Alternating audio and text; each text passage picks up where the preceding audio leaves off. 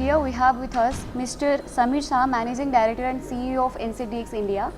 Good morning, sir. Morning. Welcome to Bullion Bulletin Thank and you. 11th India International Gold Convention. It is a pleasure to have you here. Brief us about the performance of precious metals contracts that NCDX is providing so far.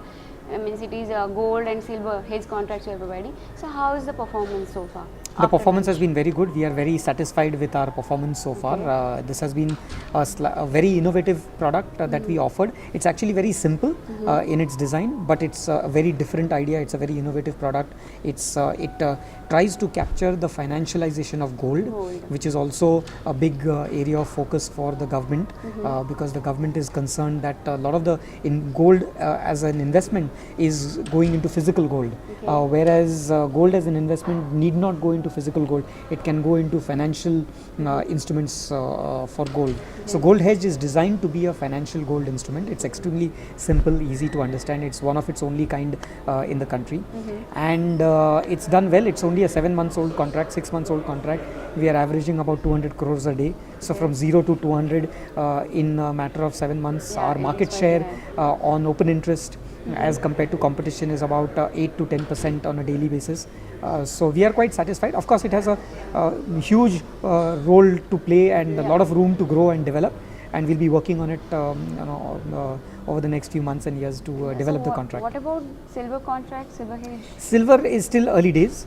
Silver hasn't picked up as well as gold has picked up, but silver was launched after gold, so it will of course take a bit more time to develop, and the concept is new, so it will take time for people to understand, because the price of the gold hedge contract trades differently from landed gold price. It's about 2,000-3,000 rupees cheaper from the landed gold price, so people will take time to understand that concept.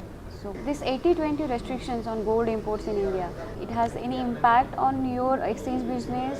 Is it a boon or bane? Like, how are you looking at this 80-20 restrictions?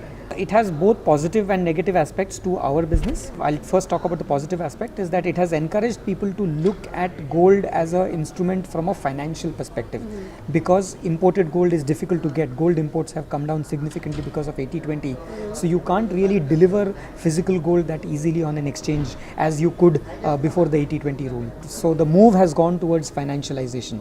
So that is obviously helped.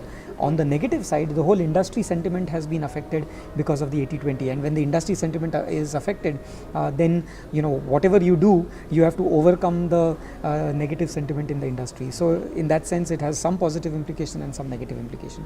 So, talking about financialization, government is also planning to float this gold monetization schemes.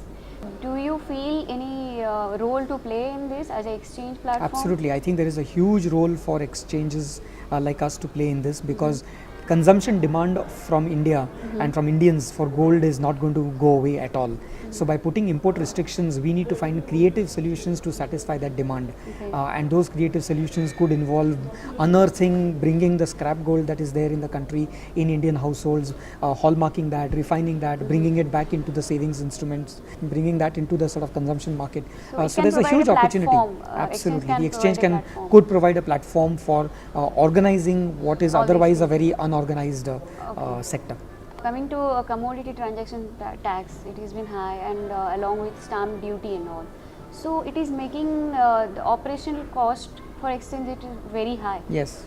So how are you tackling with this situation? It's certainly become more expensive to trade. We have, as a country, now become one of the highest trading costs in commodity exchanges around the world. So if you compare with global standards of trading costs, we are one of the highest trading costs in the world. So it's a bit disappointing to see that, but it is here to stay. We have worked with the government. Government has expressed its inability to remove the CTT. So we have to work with CTT now. We have to design innovative contracts that allow people to reduce transaction costs in other ways, because CTT is going to be here to stay. So it forces us as exchanges to create new innovation in order to save costs in other ways.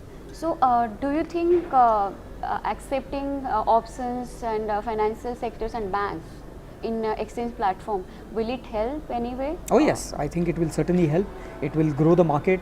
We need more professional investment managers to come into the market. So banks and financial institutions will certainly be very helpful because they will bring with them a lot of research and a lot of professional capability, Yeah. which otherwise is missing in the commodity market. So we certainly think that And will be it helpful. can provide a bit of capital also. It will provide more capital into the market as well. How are you looking at this bullion industry's future? We think it is quite exciting, but it will have to be very different from the way it has existed in the last 10 years. So in the last 10 years, the bullion industry has existed around importing gold, and that will have to change. So we have to think of more innovative solutions, and so I think there are exciting times ahead. We have seen companies like MMTC PAM becoming the country's first LBMA approved refinery. So I think there are exciting times ahead, but it will require deep thinking of how to do things differently. Okay. The past 10 years are not going to be a cue for how things are going to shape up in the future. Finally, about 11th India International Gold Convention, sir. What is your take on this? I thought just looking at the agenda and some of the discussions that I attended, Okay. that the topics are very relevant, the conversations are very, very relevant. They are sowing the seeds for the new developments that should happen in the bullion industry. Okay, I think it's a very good platform.